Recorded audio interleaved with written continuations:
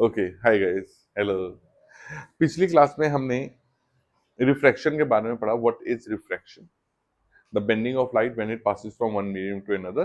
फिर हमने पढ़ा there are different kinds of mediums, ठीक है, लाइट एंड जिसको हम light can pass only from one medium to and second medium.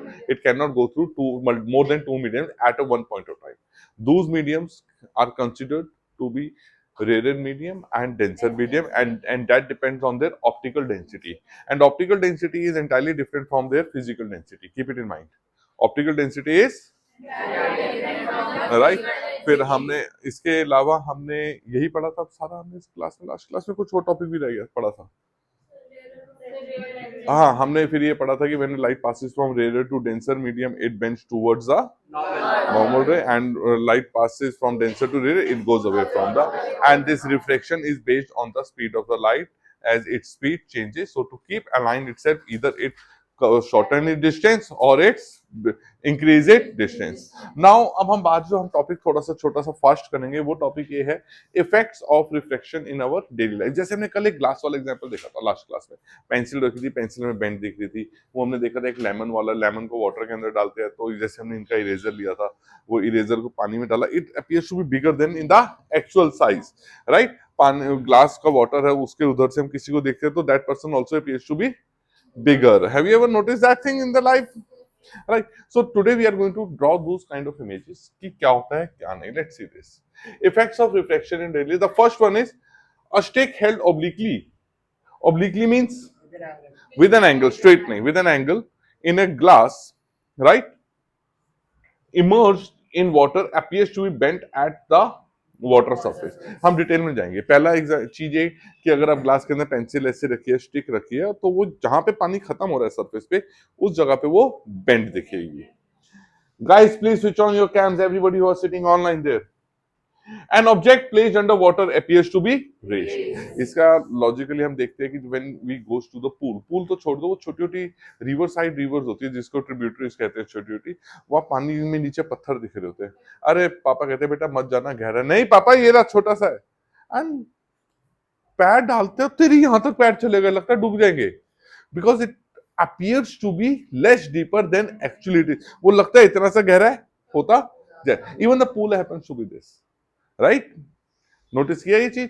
फिर उसके तीसरा एग्जांपल अगर हम लेते हैं कि a pool appears to be less deep and object, तो सेकंड वाला ऑब्जेक्ट था, पानी में आपने कोई चीज डाल दी, जैसे पत्थर डाला हुआ, उस पत्थर को उठाने के लिए झुकते हैं, आपको लगता है ये रहा, आप करते हैं अरे आए नहीं तो बड़ा कह रहा है यार, दिख नहीं रहा, ये हमें दिख रहा था, right. So an object appears placed under water appears to be reach, उसकी हाइट में क्या दिखती है, ऊपर दिखती है, एक्चुअली होता वो गहराई में।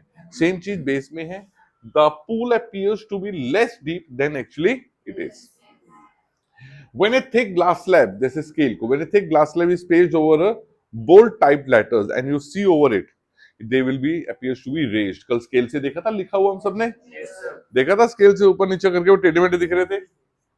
And a lemon kept in a water in a glass tumbler appears to be bigger than its actual size when viewed from the side. Now मैं ना लास्ट ईयर तक मैं एनिमेटेड दिखाता था, बट मुझे एक फीलिंग आती है कि वो एनिमेशन मैं बना तो देता हूँ, लेकिन उसमें ना मजा नहीं आता। By hand will draw it, एक पेंसिल को इमर्ज करेंगे और उसकी इमेज देखेंगे, वो हमें टेढ़ी कैसे दिखेगी। A stars appears to twinkle at us. Stars twinkle नहीं होते हैं, but they appears to be twinkle. Twinkle मतलब बंदबुज। अरे ये तो बंदबुज ही मानता है। Okay. A stick held obliquely partially immersed in a water. Let's see this.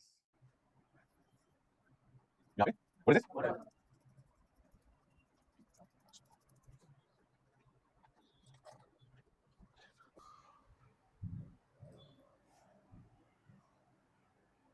यहाँ पे आपने एक स्टिक रखी है या पेंसिल रखी है, whatever you have kept it there, ठीक है। अब आप इसका ना बॉटम देखना चाह रहे हो। अब पहले तो आप बॉटम देख रहे हो तो आप कहीं आप यहाँ पर हो गए,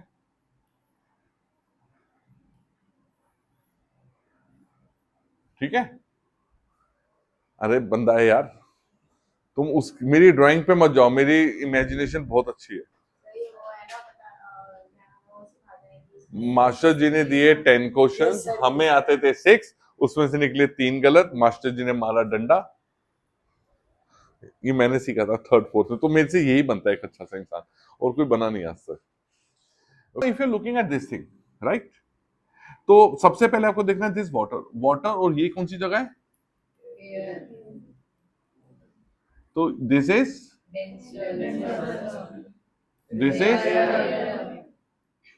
अब आपने जब इस पॉइंट को देखने जा रहे हो, तो ये हर एक पॉइंट, जिस पॉइंट को आप देखने जा रहे हो, थोड़ी देर पीछे करो, पीछे करो,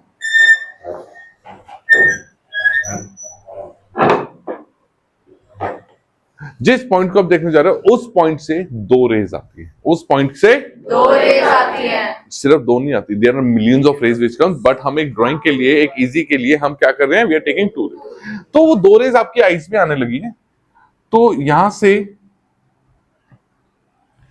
एक रे आई और यहां से दूसरी रे आपकी आईज में जो जा रही है, इस रे में जैसे यहां से एक मीडियम से दूसरे मीडियम आने लगा, तो यहां पे क्या बना, normal ray, right. Now okay, now tell me, I am going to ask Anshika, अब ये वाटर से एयर में आएगी तो रेज पास जाएंगी या दूर जाएंगी? अंशिका, अंशिका, ये वाटर से एयर में जाएंगी तो ये रेज विल गोज अवे और गो क्लोजर?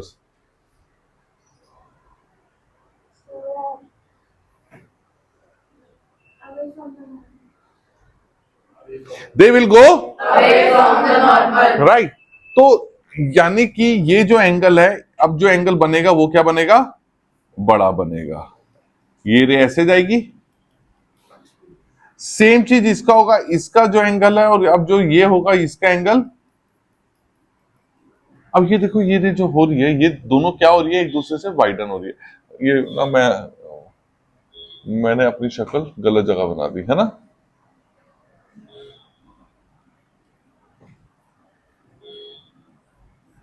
अब जो मेरी आईज में रेस जो दोनों पहुंच रही हैं, ये दोनों रेस तो मीट नहीं हो रही है, तो what my eyes are going to do, my eyes are going to extend them, my guys are going to extend them, right, my eyes extend them. देखो ये रेस ना वैसे सीधी थी, हम इसको ऐसे भी बना सकते हैं, ये आईज तक जा रही है, अब मेरी आईज ने उनको बैक साइड में एक्सटेंड की, क्यों, because I sees object in a straight line.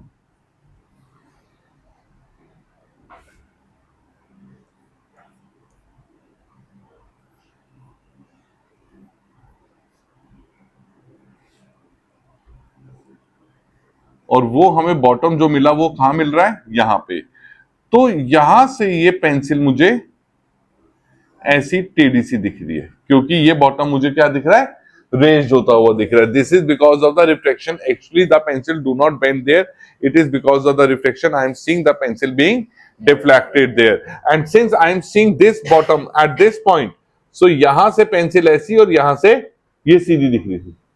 Got it? Yes, sir. So you know, अगर आपको बोला जाता है कि draw the diagram to show that a stick obliquely inserted in the water appears bent, so we can Yes, draw sir. it, right? An object placed under water appears to be raised. Same concept है, यहां पे आपने कोई एक coin रखा हुआ है and there is, ठीक है, यहां से अब दो रेज उसकी इस पॉइंट से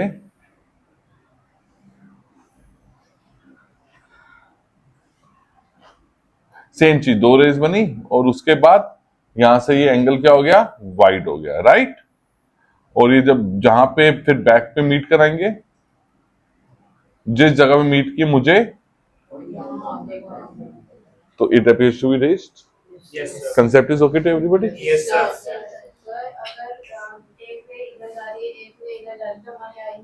ये तो यार हमने ड्रॉ करने के लिए किया है कि ये दोनों रेज हमने इस तरह से ड्रॉ किया है, millions of rays are coming there, उधर वाले को ये, उधर वाले को भी दिख रही है, उधर वाले को भी दिख रही है, सबको दिख रही होगी ना, तो हमने एक इस तरह से की है, ये ड्रॉ करने के लिए, रेज ऐसे जा रही है तो ऐसा अपीयर होगा ये, हाँ। तो but there are millions of rays coming from that particular point which you are looking, तो कोई तो दो रेज आपकी आईज में जा रही होंगी, got it? This is clear to everybody? किसी को कोई डाउट है तो please do not ask me. कोई डाउट है? Okay, so now draw next diagram. The pool of water appears to be less deep than actually it is. Same pool, water के pool पे dot लगाओ और वहां से रेज बनाओ. देखो जैसे मैंने सिक्का बनाया, सिक्का मत बनाओ ना, ये लाइन पॉइंट नीचे ले जाओ बस. Got it?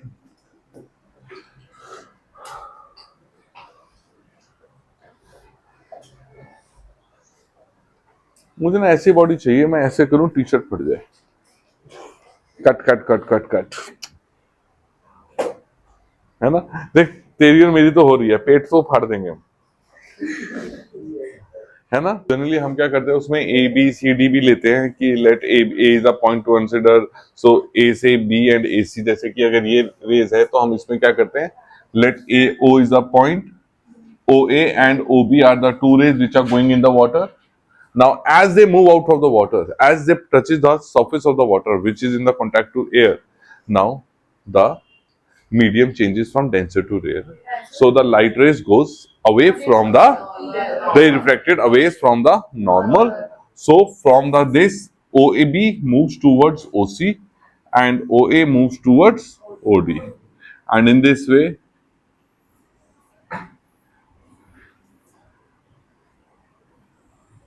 I am seeing it. अब ठीक है ना, दोनों रेज आएगी ना इसमें. Okay guys, now we are moving to laws of reflection. देखो पहला रिफ्लेक्शन का जो पहला लॉ है और रिफ्लेक्शन का जो सेकंड लॉ है सेम है.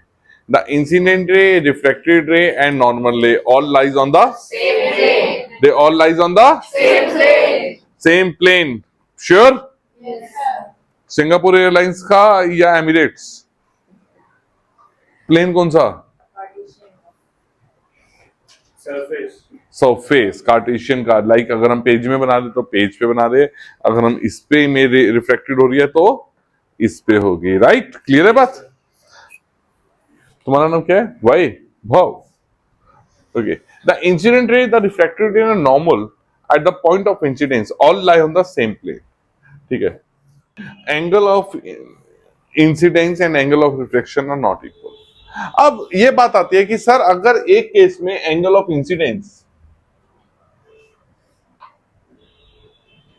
If angle of incidence is 60 degree तो एंगल ऑफ रिफ्लेक्शन 30 डिग्री हो रहा है. दूसरे केस में एंगल ऑफ इंसिडेंस में 70 डिग्री रहा हूं, एंगल ऑफ रिफ्लेक्शन हो रहा है 55 डिग्री. कहानी समझ नहीं आ रही, कहानी समझ नहीं आ रही कि वो क्यों हो रहे हैं, एंगल कितने चेंज होने चाहिए, कितना नहीं होना चाहिए, क्या लॉजिक होना चाहिए कि इंसिडेंस का क्या एंगल है और रिफ्रैक्शन का एंगल है, उसका लॉजिक क्या है, वो किस बिहाफ पे एक दूसरे पे चेंज हो रहे. बहुत सारे साइंटिस्ट ने इसके ऊपर वर्क किया. किसी ने इनकी रेशियोज निकाली, क्या किया उन्होंने, एक ग्लास लिया, उससे एक लाइट रेज भेजी और उसका एंगल निकाला और उसका रिफ्लेक्टेड का एंगल निकाला, लिखा. फिर दूसरा एंगल लिया, जैसे 10 डिग्री, 12 डिग्री, 15 डिग्री इंसिडेंस लिए. उन सबके जो जो रिफ्लेक्टिव इंडेक्स आते रहे, ओ सॉरी, जो जो उनके रिफ्रैक्शन ऑफ रिफ्लेक्टिव एंगल आते रहे, तो वो भी लिखते रहे. और वो कहते हैं कि ये कोई लॉजिक से नहीं रहा है. किसी में 1 डिग्री का फर्क आ रहा है, किसी में 15 का आ रहा है, किसी में 4 का आ रहा है, किसी में 12 का आ रहा है. कोई लॉजिक नहीं मिल रहा. बहुत सारे मैथ्स की कॉम्बिनेशंस लगे. तो स्नेल अंकल आए, उन्होंने इन सब वैल्यूज को क्या किया, जैसे एक का आया, ये निकला, दूसरा ये निकला, तो उन्होंने क्या किया, इसकी साइन की वैल्यू और इसकी साइन की वैल्यू रखी अपॉन में. उन्होंने क्या रखा, साइन एंगल ऑफ इंसिडेंस और साइन एंगल ऑफ रिफ्लेक्शन. इन दोनों की साइन की वैल्यू निकाली, कुछ सपोज वैल्यू है 1/2. फिर उन्होंने वही मीडियम उन्होंने सेम रखा, उन्होंने यही ग्लास लिया और उसी एयर से फिर दूसरी बार एंगल किससे भेजा, 70 डिग्री से. जब 70 डिग्री से भेजा और फिर से ऐसी रेशियो निकाली, तब भी उन्होंने देखा 1/2 आ रही है. फिर उन्होंने 70, हाँ जी, अरे यार ये मैं एक ऐसे एग्जाम्पल दे रहा हूं, बिल्कुल उल्टा सीधा एग्जाम्पल है.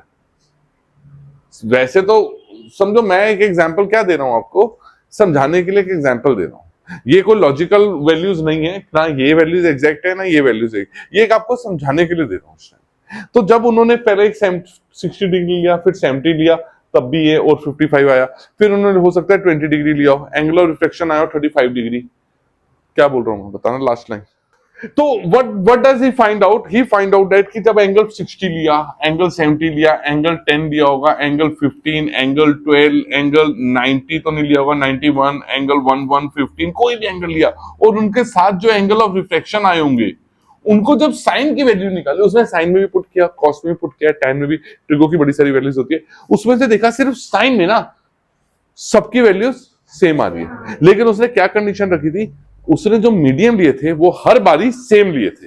पहले उसने क्या किया, एक ग्लास लिया, उससे क्या, फिर उसने कहा भाई यहां तुक्का लग सकता है, फिर उसने वो लाइट रेस पानी से भेजी और उनके एंगल मेजर किए, फिर उसने देखा पानी से एयर में भी जो मैंने एंगल्स लिए और जो वैल्यूज निकली वो भी अलग आई, हो सकता है 2/5 आ रही हो, लेकिन सब में सेम आई। सो तब उसने वो लॉ निकाला स्नेल ने, सेकेंड लॉ जिसको बोला जाता है, उसने क्या दिया, he gives a relationship between the angle of incidence and the angle of, which law gives a relationship between angle of incidence and angle of reflection? It is a second law.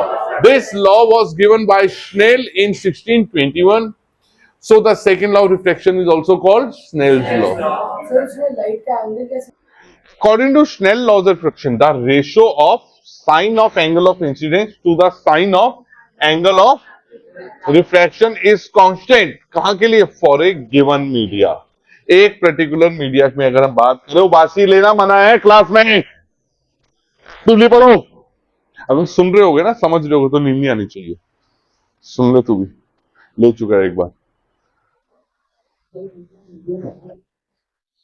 हाँ, हाँ, media is medium.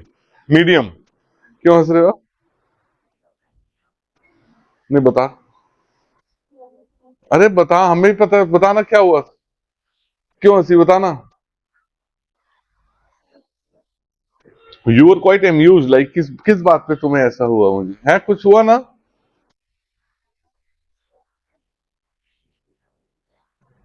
कि इनकी उबासी में, तो इनकी उबासी में तो खुशी हो रही है। नहीं बता, हमें हमें पता चलना चाहिए। We have the right to know, we have the right to know और नॉट। जल्दी बता। भाई क्लास में पढ़ा रहा हूँ तो देख रहा हूँ सबको। अब जाके नीचे 2-3 लोग फील करेंगे, एक ये सर ने मुझे तो पकड़ा ही नहीं।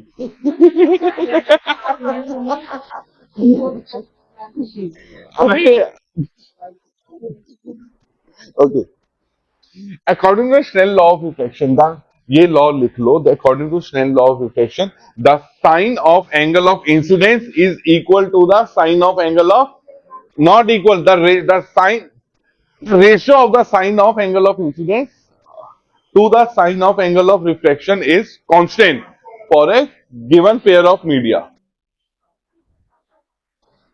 हमने जब पेयर लिख दिया ना, तो हम उसको सिंगुलर मानते हैं, इसलिए media, media is a singular of medium. हम पेयर ऑफ शू बोलते हैं, पेयर ऑफ शूज बोलते हैं, क्योंकि जब पेयर बोल दिया तो वो एक बन गया। तो ऐसे जब पेयर ऑफ मीडिया बोला तो it mean you talking about one object.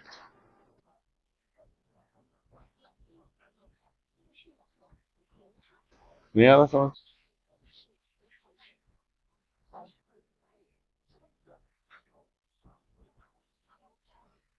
बोलो पहली है, आर यू गेटिंग इट? हाँ बोलो, आपने बोला, सर तो बोला।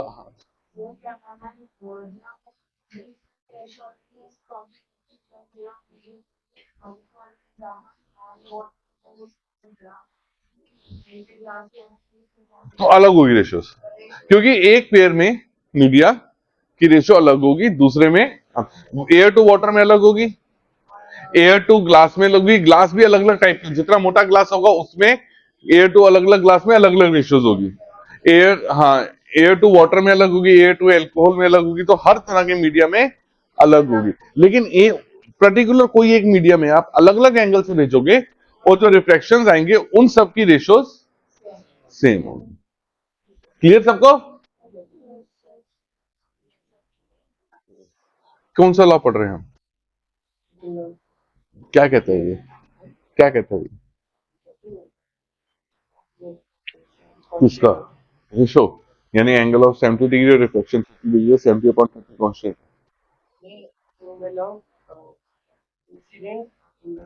एंगल ऑफ इंसिडेंस 70 और एंगल ऑफ इंसिडेंस 70 और एंगल ऑफ रिफ्लेक्शन 30 है। 70 अपॉन 30 कर दूंगा तो वैल्यू सेम आएगी, रेशियो आएगी, है ना।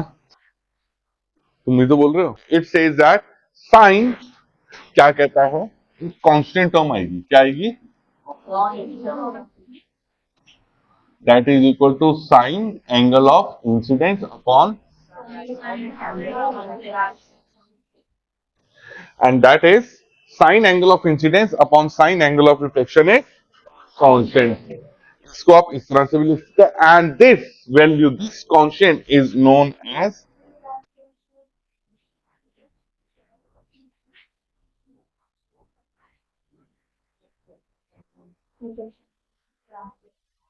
क्लियर है। अब हम बात करते हैं, why does the reflection take place, Tushar. अरे बेंडिंग ऑफ रेट, ये कौन सा आंसर है, लिखो जीरो से भी कम मिलेंगे मार्क्स। टीचर वो बोले 2-3 की और काटता हूं मैं, आप यहाँ नहीं, तुषार देगा बस आंसर। खाली लाइक करते हो ना वीडियो तुम लोग। लाइट सर, रिफ्लेक्शन का मतलब है बेंडिंग ऑफ लाइट। मैंने पूछा what do you mean by why does the reflection take place, reflection मतलब है why does the bending of light take place, ये कह रहा है बिकॉज़ लाइट बेंड होती है। अब क्वेश्चन ही नहीं समझ रहे।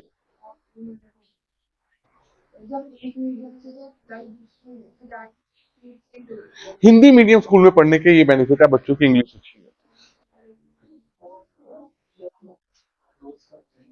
चलने दो, क्लोज कर दो।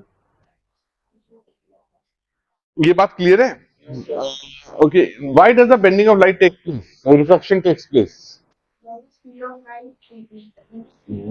Yeah, somebody raise a hand there, who's there? Simriti ji, okay, Vivan,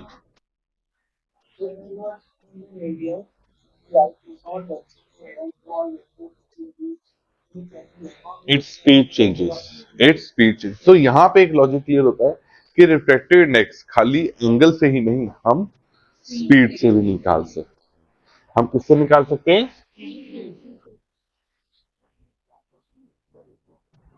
तो रिफ्रैक्टिव इंडेक्स हम ये भी कर सकते हैं,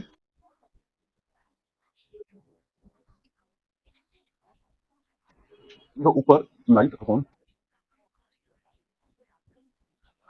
ध्यान से समझना, मैं सिखा रहा हूँ फॉर्मूला लर्न करने का तरीका। पिछले वाले जो फॉर्मूले में ऊपर कौन सा एंगल था, रिफ्लेक्शन या, तो speed of light in medium 1 upon, right, ये बात क्लियर है।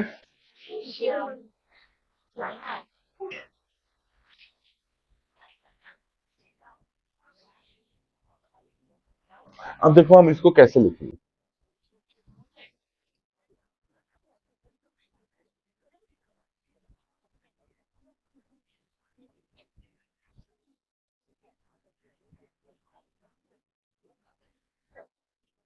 हम ना बहुत लॉजिकली सोचना। लाइट एयर से ग्लास में गई, किसमें ताकत थी उस लाइट को बेंड करने की, एयर में या ग्लास में। Okay, when a light rays goes from air to glass, light refract. Light refract means light bends. Light refract means light. Everybody. अब यहां पे किसने स्पीड चेंज की थी एयर से ग्लास में जब लाइट गई, तो ग्लास ने, तो ग्लास ने एंगल मोड़ा ना। अगर मैं ज्यादा डेंसिटी वाला ग्लास रखूंगा और एक कम डेंसिटी वाला और दोनों को सेम एंगल से लाइट भेजूंगा, तो कौन ज्यादा ग्लास को बेंड कर, लाइट को बेंड करेगा, ज्यादा डेंसिटी वाला, राइट। तो यानी कि मैं जो रिफ्रैक्टिव इंडेक्स देख रहा हूं, रिफ्रैक्टिव इंडेक्स क्या बताता है, bending power of that second object, bending power of refractive index. कईयों को स्कूल में समझ नहीं आया था, अब ध्यान से सुनना वो क्या बता रहा है। रिफ्रैक्टिव, अगर मैंने बोला रिफ्रैक्टिव इंडेक्स ऑफ ग्लास, ये बता रहा है कि इसकी बेंडिंग, मोड़ने की ताकत कितनी है, जिसका जितना ज्यादा बड़ा नंबर है उसके रिफ्रैक्टिव इंडेक्स क्या है, बेंडिंग पावर ज्यादा है। तो हम इसको बोलते कैसे, जैसे यहाँ पे मीडियम 1 टू मीडियम 2 है, मैंने किसका रिफ्रैक्टिव इंडेक्स निकाल रहा हूं, एयर से ग्लास में लाइट जा रही है, तो किसका निकाल रहा हूं रिफ्रैक्टिव इंडेक्स, ग्लास में जा रही है, तो मैं किसकी बेंडिंग पावर देख रहा हूं, एयर की, ग्लास की, तो मैं रिफ्रैक्टिव इंडेक्स किसका निकाल रहा हूं, तो व्हाट विल आई से, यहां पे अगर मैं मीडियम 1 टू मीडियम 2 लिख रहा हूं, मैं इसको बोलूंगा कैसे, क्वेश्चन में भी आता है the refractive index of medium two the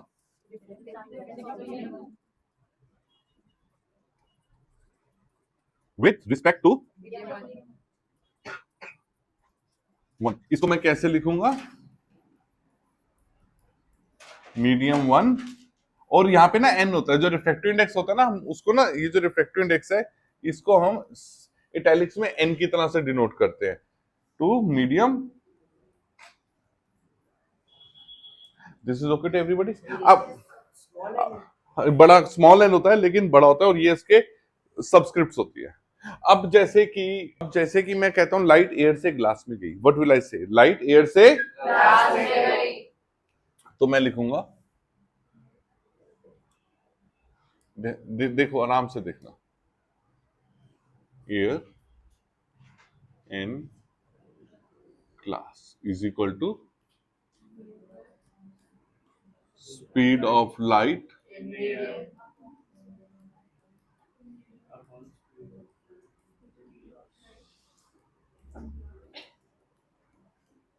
और ये पता है किसकी इक्वल होगा?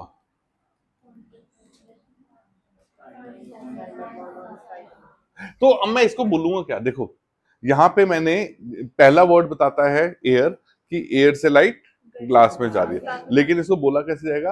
Refractive index of glass with respect to air, कि ग्लास की बेंडिंग पावर जब वो एयर से आ रही है with respect to air is this. अगर 1.2 हुआ यानी 1.2 टाइम्स बेंड कर रही है।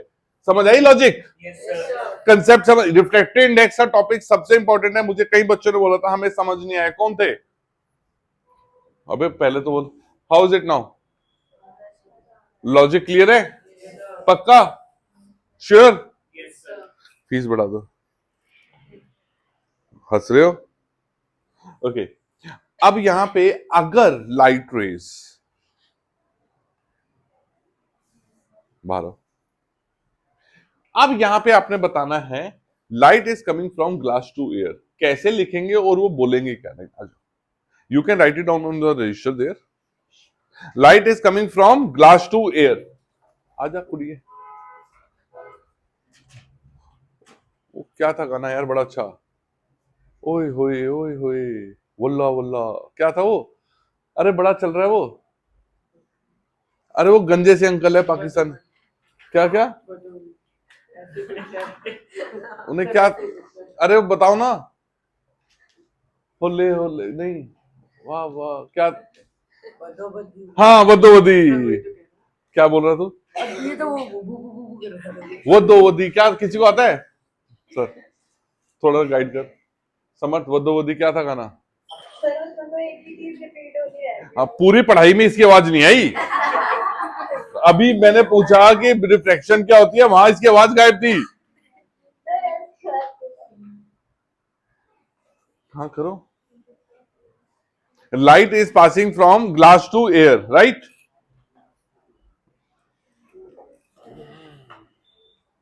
जब एयर, देख कॉपी कर लेना, एयर से ग्लास में गई तो ऐसे लिखा, ग्लास टू एयर में जाएगी कैसे लिखेंगे, देख ऊपर से नोटिस कर, तो पता चलेगा कितना सुन रही है। सबस्क्रिप्ट में एयर है, ठीक है। हाँ यार इससे क्यों लिखवा है, इतनी अच्छी राइटिंग लिख रही है ये, है ना? अरे मैं अपने ऊपर एम्बेरस हो रहा हूँ, लिखो। इससे क्यों लिखवाया, मैंने यही बोला, मैंने इज इक्वल टू,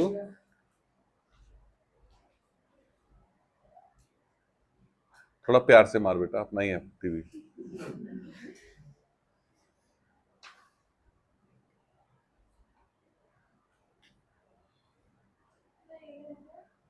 तुमने समझा होगा ना, तुमने तुमने समझा होगा बेटा, आपने समझा होगा ना जो आप पूछ रहे हो। ऑफ, ओ एफ ऑफ कहाँ है? हाँ ये तो ग्लास है, टूट गया ना।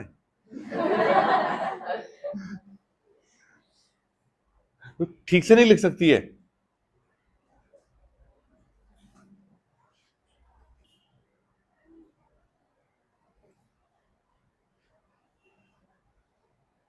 Speed of glass, speed of light in glass, speed of glass लिखी आपने, देखो ठीक। नहीं बेटा, यूट्यूब पे देख रहे हैं, ऐसे लिखने से ना कमेंट्स बड़े सारे आएंगे। You are going to correct it और नॉट?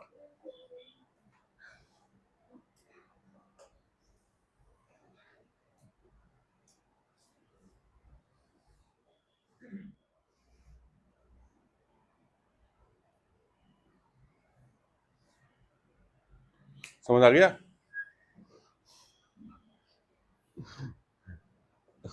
ये सही था? अच्छा, क्यों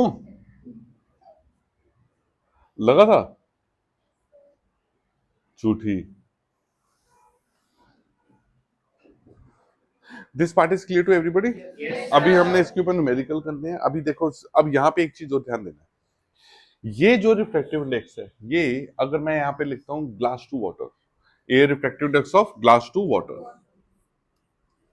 ग्लास एंड वाटर, ठीक है? तो मैं इसको ना हम शॉर्ट में भी ले सकते हैं, ग्लास की स्पीड को हम v1 मानते हैं और उसकी स्पीड को v2, एक टाइम पे हमने ये डायरेक्ट में शॉर्ट में लिख रहा हूँ। यहाँ पे हम क्या बोलेंगे? रिफ्रैक्टिव इंडेक्स ऑफ, एक सेकेंड आप बताइए। अरे भाई साहब, अक्ल के लिए नकल चाहिए।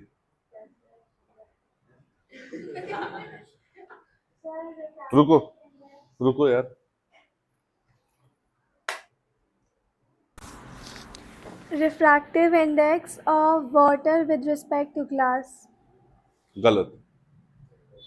हम हाँ, ठीक है, refractive index of water with respect to glass, ठीक है? ये जो है, अब ये तीनों में, ये में से ये और ये दोनों रिलेटिव है। रिलेटिव चाचा ताया मामा जी नहीं है, रिश्तेदारी नहीं है, कंपेयर्ड है। किससे कंपेयर्ड है? कि हमने रिफ्रैक्टिव इंडेक्स किसका निकाला? एयर का। किसके कंपैरिजन में? ग्लास का। रिफ्रैक्टिव इंडेक्स हमने निकाला वाटर का। किसके कंपैरिजन में? ग्लास के। अगर मैं ये निकालूं वाटर इन ग्लास, तो ये भी रिफ्रैक्टिव इंडेक्स ग्लास का है। किसके कंपैरिजन में? वाटर। अब we know that the speed of light is approximately very much same in air and in vacuum. तो जब हम एयर से किसी भी ऑब्जेक्ट में लाइट भेज रहे हैं, जैसे मैंने एयर से ग्लास में भेजी एक बार एयर से वाटर पे भेजी, ठीक है? चाहे मैं इसको वैक्यूम बोलूं एयर से, तो मैं यहाँ पे ना एयर को, हमें नॉर्मल कोई भी लाइट रे से पहले तो एयर में जाती है, एयर से ग्लास में गई, एयर से वाटर में गई, तो हम ना इसको कहते हैं, एयर को हम लिखते नहीं, हम डायरेक्टली ऐसे लिख देते हैं इन ग्लास। अगर मेरे पे इन वाटर है, what does it mean? I should immediately guess to know that जब खाली स्पेस है, it means that it is an air, it is an air। और जब ये चीज है तो ये हमें एब्सोल्यूट रिफ्रैक्टिव इंडेक्स बता रहा है। क्या बता रहा है ये? एब्सोल्यूट। एक होता है रिलेटिव, जहां पे लाइट रेज एयर के अलावा किसी और मीडियम से किसी में भी जा रही हो, चाहे वो एयर में जा रही हो, ग्लास में जा रही हो या वाटर में जा रही हो, तो जो फर्स्ट मीडियम 1 है वो एयर नहीं होना चाहिए। अगर वो एयर से पास हो रहा है तो हम उसको रिलेटिव नहीं कहेंगे, तब हम कहेंगे ये इसका एब्सोल्यूट है, एक्चुअल ताकत है इसकी बेंडिंग की, कि खाली, क्योंकि 99% कोई भी ऑब्जेक्ट होता है उससे लाइट रेज हम कहां से भेजते हैं? पहले एयर से भेजते हैं। So that is known as absolute refractive index. Do you know the difference between refractive index, absolute and relative? Relative refractive index is the bending capacity of an object with respect to one particular object apart from air, and absolute refractive index is the bending capacity of an object with respect to air. Is it okay? Yes, sir. Pakka? Yes, sir. This video will be uploaded by the today evening in the class. Must watch it. इसके ऊपर कुछ questions करेंगे और इसका एक reciprocal का part करेंगे कि 1 and 2, ये medium 1 medium 2, refractive index of medium 2 with respect to medium 1 अगर इज इक्वल टू 1 अपॉन ये दिस पार्ट, जो कि अगर लाइट रेज एयर से ग्लास में गई, ग्लास से एयर में गई, तो ग्लास से जब एयर में गई तो उसका रिफ्रैक्टिव इंडेक्स क्या होगा? That is going to be done by this, जो हम नेक्स्ट क्लास में करेंगे, और 10 12 15 न्यूमेरिकल्स करेंगे। उसके बाद की जो क्लास होगी that is very easy, images formation, वो आप लोगों को अच्छे से आती है। I think half an hour में हम उसको कंप्लीट कर देंगे। सो कोशिश करेंगे 2 क्लास में हो और 1 क्लास में न्यूमेरिकल्स, वो दी।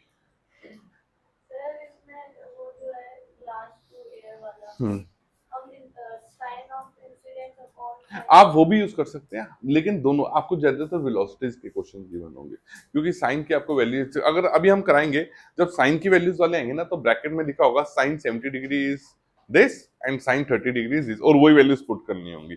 सो वी आर अभी मैं न्यूमेरिकल्स में सिर्फ समझाए हैं, मैं आया तो नहीं, आप 9 से कर रहे हैं, आपको कभी लगा कोई न्यूमेरिकल टाइप का मिस हुआ हो, या हो सकता है तुम्हें क्या था? ठीक है, तो ट्रस्ट मी बहुत अच्छे से होगा। रिफ्रैक्टिव इंडेक्स सबको क्लियर है अच्छे से? Yes, sir. किस हंसते हुए? तू मत हंस, बिना से बता, बिना से पार्थ क्लियर बिना से हंस मत कि क्लियर है, नहीं बिना से